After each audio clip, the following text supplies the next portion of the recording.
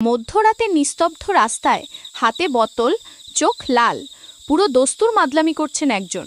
ঠিক তখনই ঝোপের আড়াল থেকে ধীরে ধীরে বেরিয়ে আসে এক বিশাল দেহী বাঘ। বাঘমশাই হয়তো ভাবছিলেন, বাহ, আজ রাতের খাবারটা তো বেশ মুখরোচক হবে।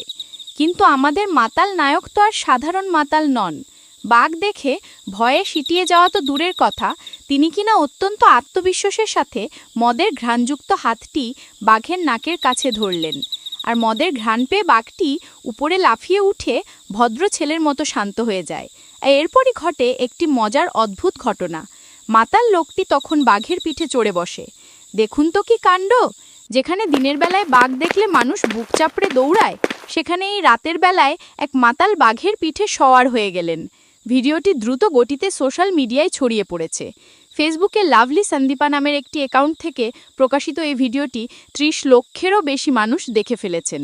কমেন্ট সেকশন ভরে গেছে মজার মজার মন্তব্যে। একজন দর্শক লিখেছেন, এজন্যই অভ্যাসটা করে রেখেছি, বিপদ তো আর বলে আসে না। ফয়সাল আহমেদ নামের একজন মন্তব্য করেছেন, পৃথিবীতে নেশা এমন এক জিনিস যা কিনা সব কিছুকে হার মানায়। সন্দীপ সর্দার নামের এক দর্শক কিছুটা চিন্তিত হয়ে লিখেছেন, ওগো দাদা, বেঁচে আছেন তো? তবে এই হাসি ঠাট্টার আড়ালে একটি গুরুতর প্রশ্ন উকি দিচ্ছে। ভিডিওটি কি আদৌ কোনো সত্যি ঘটনা, নাকি কৃত্রিম বুদ্ধিমত্তার দ্বারা তৈরি?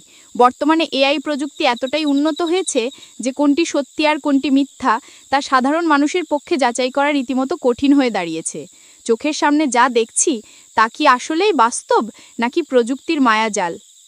প্রিয় দর্শক, এই ভিডিওটি দেখে আপনার কি মনে হচ্ছে? এটি কি মদের ক্ষমতা, নাকি এআই এর ক্ষমতা?